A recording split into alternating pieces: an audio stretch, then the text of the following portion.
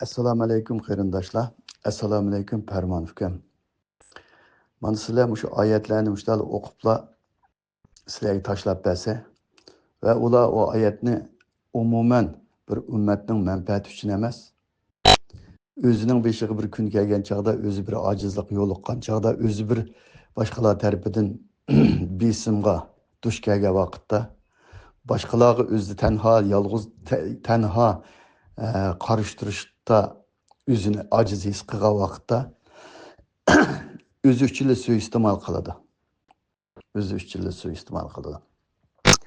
Oyatning tarjimasi shuki: kofirlar yordamda va mirosda bir-biriga yaqin kishilardir, debdi. Kofirlar mirosda va yordamda asosiyatdan bir-biriga yaqin kishilardir. Aslini o'qisoqchi desa, mo'minlar sizlarmi nimishga bir-biringlarga yaqin bo'lmaysizlar, nimish uchun bir-biringlarga yordamlashmaysizlar, nimishki birdek ittifoq bo'lmaysizlar, kuchinglarni birlashtirmaysizlar degan gap chiqadi. Sizlar kofir jinda ashunda tursa, sizlar mo'minlar nima uchun ittifoqlashmaysizlar, birlashmaysizlar degan gap chiqadi. Endi butun dunyodagi davlatlar, jamoatlar hammasi desa, mana mushu oyatni desa, o'zining manfaati uchun ishlatadi.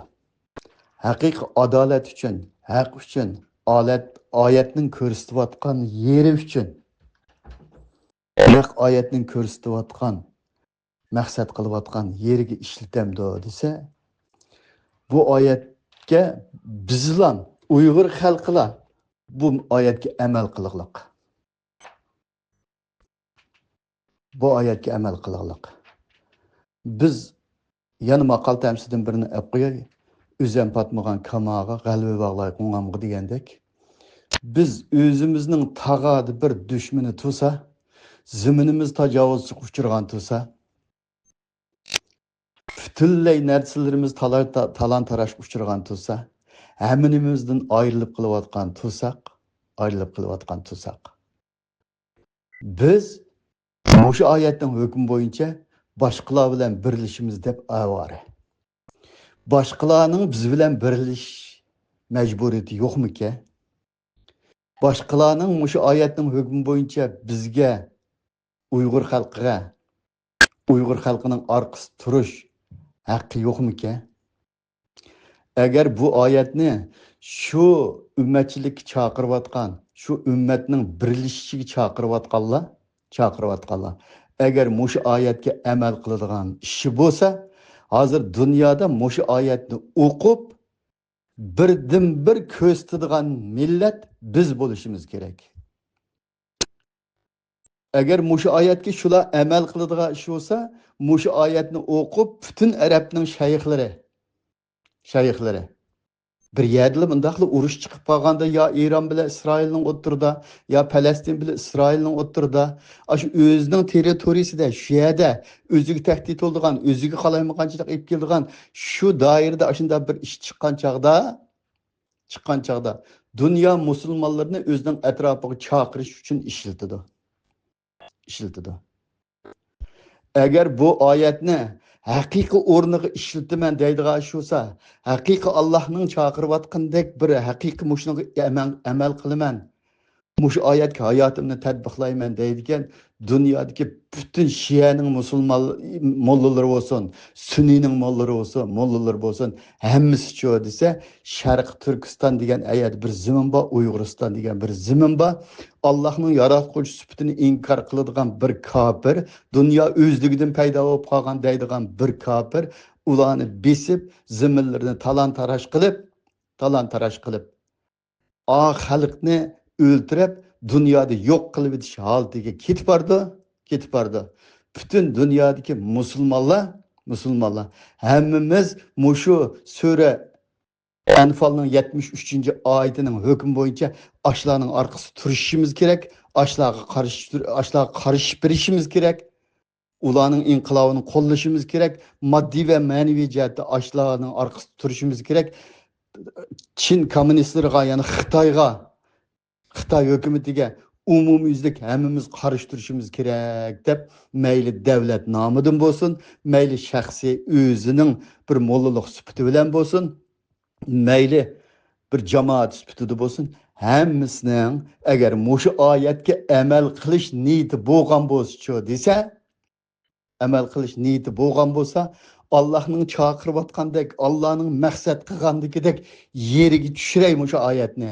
Mushu oyatning o'ziga zot to'g'ri bir amal qilay deydigan ish bo'lsa, dunyodagi butun musulmonlarning ahli ilmlari mayli davlat nomidan so'zlasin, mayli shaxsiy o'zi nomidan so'zlasin, mayli bir masjidning imomi sifatida so'zlasin, mayli bir jamoatning amiri sifatida so'zlasin, hammasi birlashib Sharq Turkistonning orqasida turish, Uyg'uristonning orqasida turish, Uyg'ur musulmonlarni Xitoy tajovuzchilaridan qutuldirish uchun ishlatdi buni. Ishlatdi. Bunda bu oyatni suiiste'mol qilib o'zining manfaati uchun ishlatdi. O'zining bir territoriyalik kichikina zimini uchun, ozroq bir narsaga erishish uchun ishlatdi. Bizning 70 yilligimizni ashu zuvansiz kafirning qo'lida qolganligimiz, ashu zulmni tatiyotganligimiz uchun ishlatamiz desa ishlatmaylik. Dunyodagi 1%, mingda 1% deyli, 1999da 1% birisi deb qoladi bir varlık arlıqlarda chiqib, Çin komünistleri, Çin Xitoylari, Xitoy hukumati Sharq Turkiston yoki Sharq Turkistoni sharqiyadagi millatni manda qilyotidi. Dunyo musulmonlari biz ularning orqasida turishimiz kerak deganda mingdan birisi necha yilda bir qatim deb qolsa, cho'ng gap. Mavo necha vaqtni yo'q Ironni kafir, mushrik, uni o'ldirishimiz kerak. Qiyni halal, yani bizimiz halal deydigan adam bugungi kun kelgan chaqda aşı özüge tehdit olab, aşı musulmon, aşı territoriyaga, aşada bir cho'ng urush boshlanib ketib, Yahudilar ustunlikni egallab ketay degan vaqtda dunyo musulmonlarini birlikka chaqirib, o'zi kafir deyotgan, o'zi murtad deyotgan, dindan chiqdi deyotgan, xotni taloq deyotgan, aşı dinsiz deyotgan Eronliklarning orqasiga turishga ma oyatni o'qibdi endi bu. O'qibdi. Agar mushu oyatga amal qilaman deydigan bo'lsa, bütün dünyadaki ehli ilimning hammasi, bütün milletning ehli ilimning hammasi musulmonlarning bu oyatni o'qib, bizni tilga olish kerak. Bizni asos o'rin qo'yish kerak. Bular bu oyatni asosiyatini suiiste'mol qiladi. Ashundaq o'zining territoriyalik yerlarda bir urushni qo'zg'ab, boshqalarning qo'llashiga erishib, boshqa yerlarga kelgan, sirtdan kelgan bizga o'xshash hissiyatchan millatlarning ash qo'llashiga erishib, ashning bilan o'zining dushmanini yengib, ma'lum bir natijaga erishadigan vaqt kelgan chaqda erishqis kelgan chaqda bu oyatni o'qiydi. Biz uchun o'qib boqmaydi buni. Biz uchun o'qib boqmaydi. Bizning aşağıda aşınçılık qiynalayotganimizni, aşının qo'lida ekanligimizni, bizni talon-taroj qilib yetibog'ini, yeb ketibog'ini, ziminimizni bosqinchilik qilayotganlar hammani biladi. Uning bilan appoq-chappoq, uni bir qitim Xitoyning tajovuzchilarini bir qitim tilga olib boqmaydi. Endi bizning bichora dinni haqiqiy tushunmagan, bilmagan, bu ummatchilikni asosiy o'ringa qo'ygan ummatchilik yaxshi ish. Dünya musulmonlari ittifoqlashsa birlash yaxshi. Bir yandan qo'l, bir yoqdan bosh chiqasi yaxshi.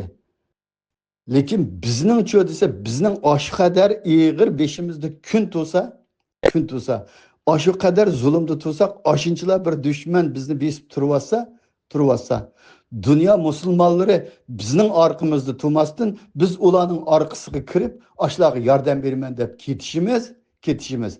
Demek ularning şu oyatlarni suiiste'mol qilishiga oldinayotgandan boshqa narsa emas u. Yuqoridagi so'zimga ozroq qo'shimcha qilay, qarindoshlar bir yerga yo'llasanglar, biz yo'llab qo'yinglar. Farmon ukam, siz Qur'onni da'vat qilasiz, Qur'onni yetkazsiz. Mushu oyatga o'zingizning ko'z qarashni so'zlab beqing.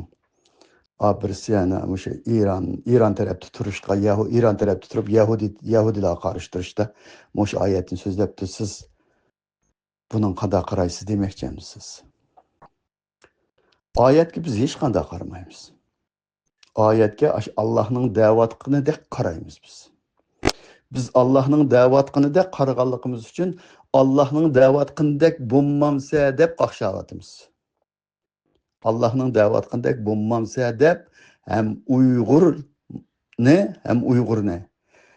hem bütün dünyadaki musulmonlarga o'rtaq norozilik bildirib atamdiq desa, bildiruglik natijaning ya.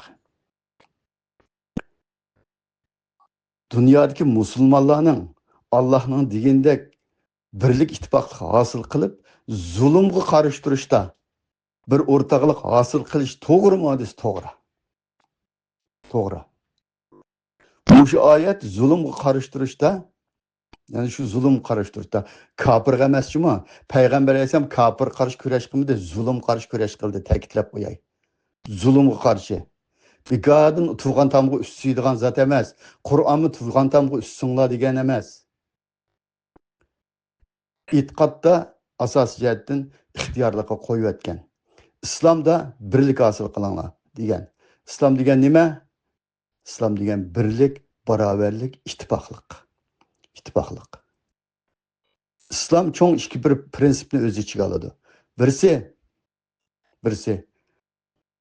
Allah şerik keltirmey bir Allah'a ibadet kılışını, kainatni, mahlukatni, mavcudatni yaratgan Allah'a ibadet kılışını teşvik kılış bilen birige bütün dünyadaki insanlarını ittifaklık bilen birleşip hatırcam bir-birisiga tajovuz qilmay, bir-birisiga hujum qilmay, bir-birisiga zulm qilmay yashashdan iborat mushu ikki turlik bir prinsipni o'ttirib qo'ydi. E'tiqodda micho desa, e'tiqodda yana birisi shu Allohga bevosita Allohga ibodat qilish, hech qanday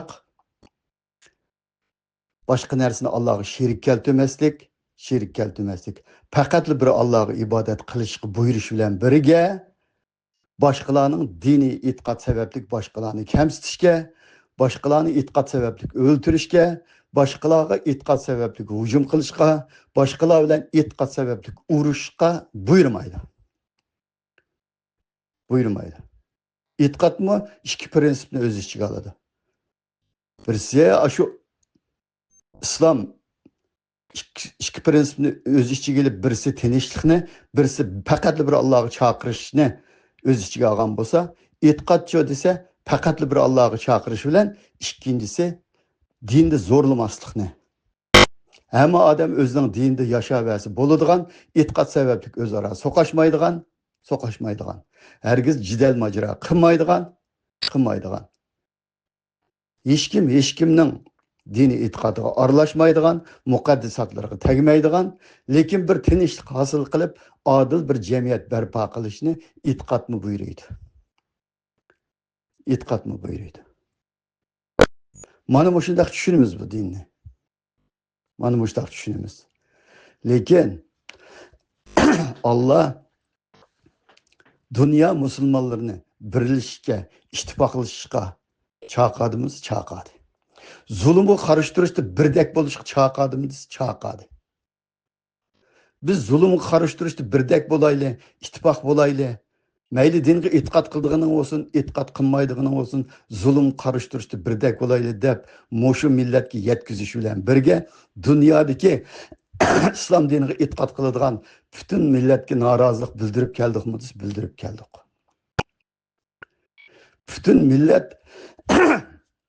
Bütün millet nerede turvatıdı? Dünyadaki musulmonlar, İslam dinine itiqad kıldığanlar qayerda turvatıdı dese, Allah'ın bu sure Enfal'ın 73. ayetinde degan ko'rsatgan u yerda turug'liq emas ular. Ular manfaatning ustida turug'liq. Ular shu manfaatning ustida turganlik uchun mushu oyatga iymon keltirib turib, dünyadaki en ashaddiy tajovuzini qo'llaqliq, en ashaddiy tajovuzning orqasi turug'liq va shuningki ovozini dunyoda asosiy o'ringa ko'tarib, shuning dunyodagi qo'llag'uvchisini ko'paytirayotganlar mushu oyatga iymon keltirgan munofiqlar asosiyatdan hammasi. Mushu oyatga iymon keltirgan munofiqlar. Biz hargiz bu ummatning birlashib o'rtaq zulmga qarshi turishiga qarshi emasmiz. Qarshi emas. Lekin mush oyatga amal qilishni tavsiya qilamiz. Biz Uyg'ur xalqining ahli ilmlari bo'lsin, yana shu oyatga amal qilaman deb ketib qolganlar bo'lsin, o'zining vazifasining nimaligini bu oyatga iymon keltirish bilan birga boshqalarning bizni suiiste'mol qilib aldab ketib qolganligini ham bilish kerak, ham bizning dushmanimiz o'zimizga yetib ishib qoladi. Biz dunyodagi boshqalarning da'vatiga emas, boshqalarni o'zimizga da'vat qilib, dunyo bo'yicha eng ashaddiy dushman, qarishtirishga birinchi o'rinda turadigan dushman shu Xitoy ekanligini ashlarga yetkazish kerak. Ularning xato qilayotganligini yetkazish kerak. 10 yilligimizni da'vat qilamiz, bu ummatning o'rtaq birlashishiga, o'rtaq birlashib turib zulmga qarshi turishiga qarshi emas, na'uzubillah biz. Mo'shundaq bir narsaning yo'qligiga qarshi biz. Mo'shu oyatni inkor qilayotganligiga, mo'shu oyatga amal qilmayotganligiga qarshi biz.